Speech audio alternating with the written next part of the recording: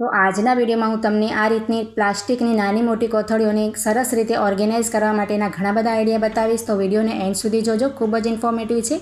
તો જુઓ, સૌથી પહેલાં મેં અહીંયા એક બોટલ લઈ લીધો છે કોલ્ડ ડ્રિંક્સના. આ રીતના ખાલી બોટલ, તમે આનાથી થોડુંક મોટું હોય ને તમારી પાસે તે પણ લઈ શકો છો. અને હવે આપણે એક છરી વગેરે ગરમ કરી લેવાની. જુઓ, અને હવે આપણે જે નીચેનું બોટલનું ભાગ છે ને તળિયાનું, તેને આપણે થોડોક કટ કરી લેવાનું છે, કાપી લેવાનું છે. અને એ જ રીતે આપણે ઉપરનો જે ઢાંકણ પાસેનો ભાગ છે ને તેને પણ આ રીતે થોડો અમથો કાપી લેવાનો છે. એટલે બોટલ બંને બાજુથી ઓપન થઈ જશે, એટલે કે ખુલી જશે. જુઓ, આ રીતે હું તમને કટ કરીને બતાવું છું. બંને બાજુથી આપણે ખોલી લીધું છે ને. હવે આપણે છે ને એક આ રીતે ખીલી વગેરે ગરમ કરી લેવાની.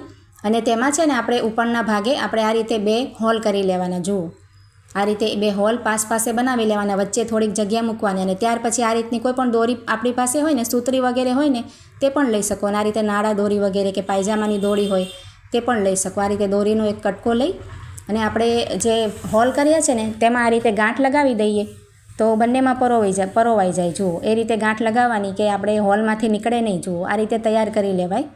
હવે જુઓ, આપણે જેટલી પણ કોથળીઓ તમારે એમાં ભરવી હશે ને એટલી આવી જશે. તમે મોટું બોટલ લેશો ફૂલ સાઇઝનું તો ઘણી બધી કોથળીઓ આવી જાય. અહીંયા મેં થોડુંક મીડિયમ સાઇઝનું લીધું છે, છતાં પણ જુઓ કેટલી બધી કોથળીઓ તેમાં આપણે આ રીતે પ્રેસ કરીને ભરી દેવાની. આ રીતે હવે આ રીતે તૈયાર થઈ જાય ને પછી આપણે તેને ક્યાંય પણ ટીંગાડી શકાય. જુઓ, કિચનમાં દરવાજાની પાછળ જે આ રીતે ખીટી હોય છે કે પછી તમારે સ્ટોર રૂમ જેવું હોય તેમાં પણ આ રીતના ટીંગાડી શકાય. અને ઉપરથી જબલા કોથળી નાખી દેવાની. અને આ રીતે નીચે જે આપણે કટ કરી છે ને તેમાંથી આ રીતના તમે ખેંચશો ને તો એક જબલા કોથળી આપણે આવી જાય. જ્યારે પણ આપણને જરૂર હોય ત્યારે સામે જ આપણને મળી પણ જાય અને આમ તેમ આપણે ફેલાયેલું પણ ન લાગે. જુઓ, ત્યાર પછી જુઓ, જબલા કોથળી આપણે રાખવા માટેની જે બીજી આઈડિયા છે ને તેમાં આપણે શું કરશું કે જેટલી પણ જબલા કોથળી તમારે રાખવી હોય ને એ આ રીતે આપણે સરખી કરી લેવાની. કરચલી ન રહે ને એ રીતે સેટ કરી લેવાની. એક પછી એક આપણે જેટલી પણ રાખવી હોય, નાની મોટી, તો તમે નાનીને અલગ રાખી શકો, મોટીને પણ અલગ સેટ કરી શકો. અને ત્યાર પછી એક મોટી સેફ્ટી પિન લઈ અને નીચે જે તેની પટ્ટી હોય છે ને તમે જોયું હશે કિનારી ઉપર સેફ્ટી પિનને આ રીતે પરોવી દેવાય. જુઓ, સેફ્ટી પિનમાં જેટલી પણ જબલા કોથળી તમે રાખશો એ રીતે પરોવાઈ જશે. જુઓ, અહીંયા મેં 4-5 તમને કરીને બતાવી છે. આ રીતે નીચેની પટ્ટી આપણે છે ને તેની ઉપર આપણે સેફ્ટી પિન લગાવવાની, જબલા કોથળીમાં નહીં લગાવવાની, એટલે કે ફાટે નહીં એ રીતે. હવે જુઓ, એને પણ આપણે ટીંગાડી શકાય. આ રીતે સેફ્ટી પિન હોય ને તો આ રીતના ટીંગાડી શકાય. જુઓ, હૂકમાં કે નાનકડી ખીલીમાં આવી જશે. ખૂબ જ સરસ આ પણ આઈડિયા છે. તો તમે મોટી નાની બધી અલગ કરીને આ રીતે ટીંગાડી શકો છો. અને જ્યારે પણ જરૂર પડે ને ત્યારે આ રીતે હળવા હાથે ખેંચી લેવાય, એટલે ફાટશે પણ નહીં. અને જુઓ, આ રીતે આપણી આખી કોથળી આવી જશે. ખૂબ જ સરસ આઈડિયા છે. ત્યાર પછીનો જે આઈડિયા છે ને તેમાં પણ આપણે અહીંયા એક બોટલ લઈ લીધો છે બિસ્લેરીનું પાણીનું જે ખાલી આવે છે ને. તમે કોલ્ડ ડ્રિંક્સનું પણ લઈ શકો, કોઈ પણ લઈ શકો. હવે આપણે જુઓ તેના તળિયાને આપણે આ રીતે કાપી લઈશું. જુઓ, પાતળું હોય છે એટલે કાતરથી પણ તમે કાપશો તો કપાઈ જશે. જુઓ, આ રીતે. અને ઉપરથી ઢાંકણ પાસેથી પણ તમારે જરાક અમથું કટ કરવું હોય ને તો પણ કરી શકો. અહીંયા મેં ઢાંકણ પાસેથી કટ નથી કર્યું. હવે આપણે આ રીતે ડબલ સાઈડ જે ટેપ આવે છે ને તેનો એક પીસ આપણે કટ કરી લેવાનો છે. અને આપણે બોટલમાં આ રીતે ચોંટાવી દઈશું. જુઓ, વચ્ચોવચ્ચ આ રીતે આપણે કોઈ પણ બોટલ તમે લીધું હોય નાનું મોટું તેમાં આ રીતે ચોંટાડી અને હવે જો આપણે આ રીતે કેબિનેટ હોય છે ને, જ્યાં આપણે ગેસ રાખતા હોઈએ કે પછી આપણે જ્યાં સિંકનું કેબિનેટ હોય, જ્યાં પણ તમારે આ લગાવવું હોય ને બોટલ, ત્યાં આપણે આ રીતે ચોંટાડી દેવાય. જુઓ, સરસ રીતે ચોંટી જશે. જરાક અમથું પ્રેસ કરી દેવાનું તો નીકળે નહીં.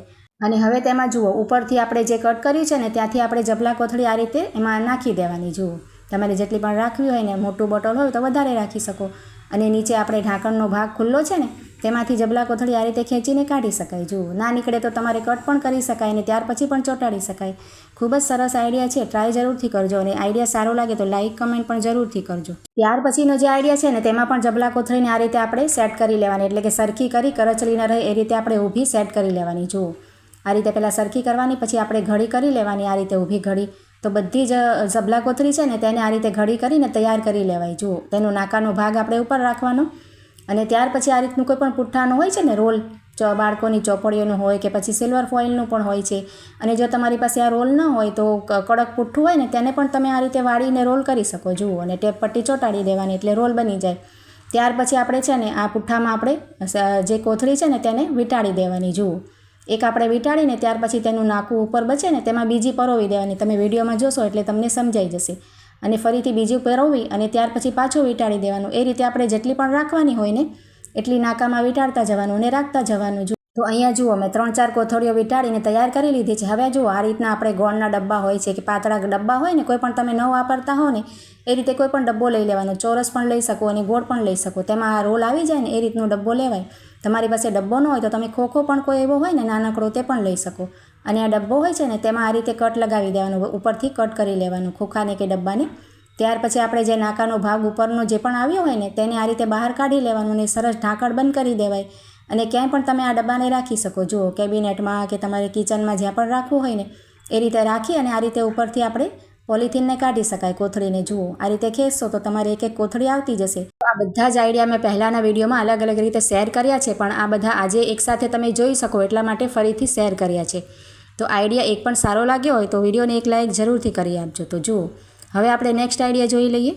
તો આ આઈડિયામાં પણ આપણે શું કરવાનું છે કે જેટલી પણ જબડા કોથળી આપણે રાખવી હોય ને તેને આપણે સરસ રીતે પહેલાં તો આ રીતે ખોલી લેવાની અને તેને આ રીતે કરચલી ન રહે ને એ રીતે આપણે સેટ કરી લેવાની. એટલે કે આ રીતે જુઓ, પાથરી અને આ રીતે સરખી કરી લેવાની અને ત્યાર પછી આ રીતે આપણે તેને વાળી લેવાની. જુઓ, આ રીતે 3-4 વખત વાળી ઊભી અને ત્યાર પછી ફરીથી આપણે હાથમાં તેને લઈ લેવાની, આ રીતે કઠણ રીતે વાળવાની.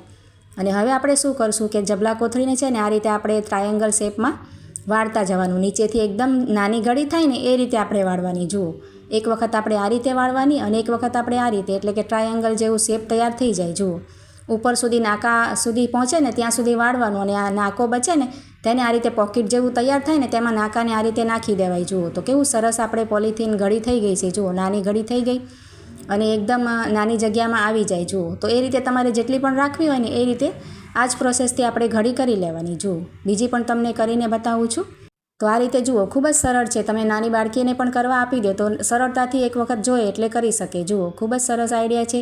તો બધી આ રીતે સકેલી લેવાની, એટલે કે ઘડી કરી લેવાની અને આ રીતે નાકા બચે તો આ રીતે તેમાં પોકેટ જેવું થાય તો તેમાં પરોવી દઈશું. તો અહીંયા તમને 2 કરીને બતાવી છે અને બધી જ મેં તૈયાર કરી લીધી છે. હવે જુઓ, આ ઘડી કરેલી પોલિથીન છે ને તેને આપણે ગમે તેમાં રાખી શકાય, ડબ્બામાં પણ રાખી શકાય અને આ રીતના નાનો કોઈ ખોખું હોય ને દવાનું વગેરે તેમાં પણ સરસ રીતે જુઓ ભરી શકાય. ઘણી બધી કોથળીઓ તેમાં આવી જાય કેમ કે આપણે એકદમ નાની ઘડી તેની કરી લીધી છે. અને જ્યારે જરૂર પડે આપણે બહાર જવું હોય ને ત્યારે પણ લઈ જઈ શકાય. જો નાની હોય એટલે પરસમાં પણ આવી જશે, કોઈને ખબર પણ ન પડે કે આમાં પોલિથીન છે. જુઓ, એકદમ સરસ આઈડિયા છે. ત્યાર પછીનો લાસ્ટ આઈડિયા જુઓ, આ રીતે કોઈ પણ શોપિંગ બેગ હોય ને તે લઈ લેવાની આપણે મોટી અને આ રીતનું કોઈ પણ ખોખું તમારી પાસે ખાલી હોય ને જૂના વાસણનું હોય કે કોઈ પણ હોય ને તેને લઈ લેવાનું.